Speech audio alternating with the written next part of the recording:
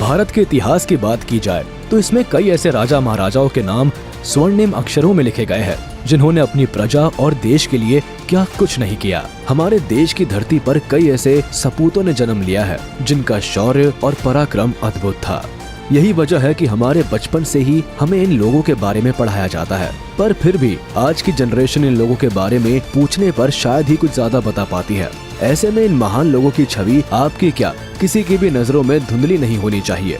इसलिए हम आज आपको भारत के उन 10 महान, साहसी और निडर राजाओं के बारे में बताने वाले हैं जिनका होना हमारे भारत के लिए एक वरदान साबित हुआ। नंबर 10, हर्षवर्धन। 41 साल तक राज करने वाले राजा हर्षवर्धन के बारे में जितना लिखा जाए उतना कम है। पिता और बड़े भाई की मौत के बाद इन्हें सिंहासन सौंप दिया गया था। राजा हर्षवर्धन ने लगभग पूरे उत्तर भारत पर राज किया। यही वजह थी कि इन्हें भारत के एक महान और शक्तिशाली राजा के तौर पर आज भी याद किया जाता है। इनके शासन के दौरान भारत ने अपनी सभी ऊंचाइयों को छुआ। यही नहीं, हर्ष के राज में भारत का आर्थिक रूप से भी काफी सुधार हुआ। माना जाता है कि हर्ष ने अरब पर भी चढ़ाई कर दी थी, लेकिन रेगिस्तान की एक जगह पर उन्हें रोक दिया गया। इनकी सेना की बात की जाए तो इसमें लाखों सैनिक थे, जिसमें हाथियों की तादाद भी अच्छी खासी थी।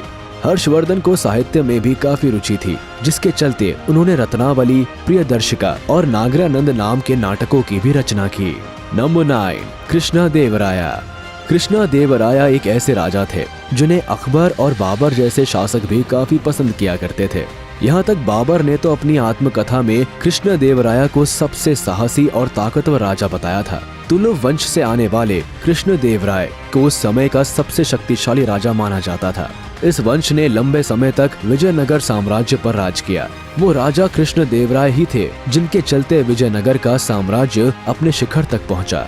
उन्होंने जो भी लड़ाइयाँ लड़ी उन सभी में सफल रहे। यहाँ तक कि राजा कृष्णदेवराय ने ओडिशा के राजा को पराजित किया और विजयवाड़ा राजमहेंद्री को खुद के साम्राज्य में जोड़ा। बात अगर कला की करे तो राजा कृष्णदेव उसमें भी माहिर थे। उन्होंने अपने शासनकाल में कला और साहित्य को भी खूब प्रोत्साहित किया। Number 8, king Porus. King Porus के साहस की बात करें तो ये तो इतने साहसी थे कि इनके तो दुश्मन भी इनकी वीरता देख दंग रह जाते थे। जिस समय भारत एक देश नहीं बल्कि कई सारे छोटे बड़े राज्यों का संग्रह हुआ करता था, तब किंग पोरस भी एक छोटे से राज्य के शक्तिशाली राजा हुआ करते थे, पर वो आसपास के सभी राज्यों में सबसे ताकतवर थे। इनकी ताकत का अंदाजा तो आप इसी बात से लगा सकते हैं कि इन्होंने सिकंदर की लगभग 50,000 की सेना के सामने अपने करीब 20,000 सैनिकों को खड़ा करते समय एक बार भी अपनी जान की फिक्र नहीं की। जहां बाकी राजाओं ने सिकंदर के सामने घुटने टेक दिए थे, वहीं किंग पोरस ने सिकंदर की सेना का डटकर सामना किया था। और तो और इनके व्यवहार से सिकंदर खुद इतने प्रभावित हुए कि इनके साथ दोस्ती का हाथ आगे बढ़ा लिया। नंबर 7, महाराणा प्रताप। भारत के स्वतंत्रता सेनानी कहे जाने वाले महाराणा प्रताप के शौर्य की गाथाएं हम सब ने अपने बचपन से ही पढ़ी है। 7 फीट 5 इंच कद के राणा की ताकत का अंदाजा उनके भाले से ही लगाया जा सकता है। राणा का भाला लगभग 81 किलो का था, जिसे वो हमेशा अपने साथ रखते थे। उनकी 2 तलवारें 208 किलो की थी और उनका कवच 72 किलो के आसपास का था। अब आप इसी से इस वीर योद्धा की क्षमताओं का अंदाजा लगा सकते हैं। महाराणा प्रताप एक ऐसे राजा थे जिन्होंने अपनी प्रजा और देश के लिए अपने राज्य तक को छोड़ दिया था और जंगलों में कई सालों तक केवल घास की रोटी खा के दिन गुजारे थे। राणा युद्ध के दौरान भी एकदम बराबरी का युद्ध लड़ते थे, तभी तो दुश्मन की तलवार अगर गिर जाती तो उसे अपनी एक तलवार देकर लड़ा करते थे। यही नहीं, राणा को जानवरों से एक अलग लगाव था। तभी तो जहां इतिहास में राणा का नाम स्वर्णिम अक्षरों में लिखा है, वहीं उनके वफादार घोड़े चेतक के भी खूब चर्चे हैं। नंबर 6, अशोका। अशोका एक ऐसे सम्राट थे जिनका निशान आज भी हमारे तिरंगे में समाया हुआ है। भारत के तिरंगे पर बना अशोक चक्र इन्हीं की देन है। इनके द्वारा बनाए गए 5 स्तंभ सारनाथ, इलाहाबाद, वैशाली, दिल्ली और सांची को आज देखने के लिए दूर दूर से लोग आते हैं। इतिहास इस बात का गवाह है कि शुरुआत के दिनों में जो राजा बेहद क्रूर होने की वजह से चंडाशोक चंड, प्रचंड और कालाशोक जैसे नामों से जाना जाता था, वही एक समय पर अपनी दरियादिली के चलते देवानाम प्रिय के नाम से जाना जाने लगा। एक समय था जब अशोका ने गद्दी का सुख भोगने के लिए अपने ही 99 भाइयों को मौत के घाट उतार दिया था, पर कलिंग को जीतने के लिए जब लाखों लोगों का खून पानी की तरह बहा तो अशोका का दिल ये देख के सहम गया और उन्होंने ये सब छोड़ शांति और प्रेम से रहने की ठान ली। सम्राट अशोक ने अपने आदेशों और आदर्शों को लोगों तक पहुंचाने के लिए कई हजार स्तूपों और स्तंभों का निर्माण किया, जिन पर आदर्श वाक्य और आदेश लिखे गए थे। नंबर 5, अकबर। भारत के इतिहास में अकबर का शासनकाल बहुत महत्वपूर्ण माना जाता है। अकबर ने मुगल साम्राज्य को 3 गुना ज्यादा बढ़ा दिया था। जहां एक तरफ वो अपने राज्य को बढ़ाने पर ध्यान देते थे, तो वहीं उन्होंने महिलाओं, धर्म और शिक्षा के लिए भी कई ऐसे काम किए जिन्हें भुलाया नहीं जा सकता। मुगल काल में अकबर इकलौते ऐसे राजा थे जिन्होंने हिंदू मुस्लिम एकता पर जोर दिया। साथ ही खुद कम पढ़े लिखे होने के बाद भी इन्होंने कई ऐसे पुस्तकालय खुलवाए जिनमें कई भाषाओं की किताबों का भंडार था। इसके साथ ही अकबर ने अपनी प्रजा की बेहतरी के लिए एक से बढ़कर एक योजनाएं बनाई। अकबर की अगर सेना की बात की जाए तो वो भारत में सबसे ताकतवर सेनाओं में से एक थी। पर अकबर अपनी सेनाओं का कम बल्कि अपनी तेज बुद्धि का ज्यादा इस्तेमाल किया करते थे। तभी तो ये केवल संधियों और शादियों के जरिए ही कई राज्य जीत लिया करते थे। नंबर 4, समुद्रगुप्त। गुप्त राजवंश के दूसरे राजा और भारत के नेपोलियन कहे जाने वाले समुद्रगुप्त को कौन नहीं जानता। बचपन से ही अपनी बेहतर क्षमताओं के चलते पिता चंद्रगुप्त प्रथम ने उन्हें अपना उत्तराधिकारी घोषित कर दिया, जिसके बाद तो पूरे भारत में बस समुद्रगुप्त का ही राज था। इन्होंने अपने दम पर नॉर्थ से लेकर साउथ तक पूरे भारत को फतह कर लिया था। इनके पास जो सेना थी वो किसी को भी मात देने के लिए काफी थी। तभी तो उन्हें चाहकर भी कोई जीत नहीं पाता था। यही नहीं, अपने 40 साल के शासन में समुद्रगुप्त ने धर्म, साहित्य और कला को भी खूब बढ़ावा दिया। समुद्रगुप्त ने अपनी प्रजा के जीवन में भी काफी सुधार किया।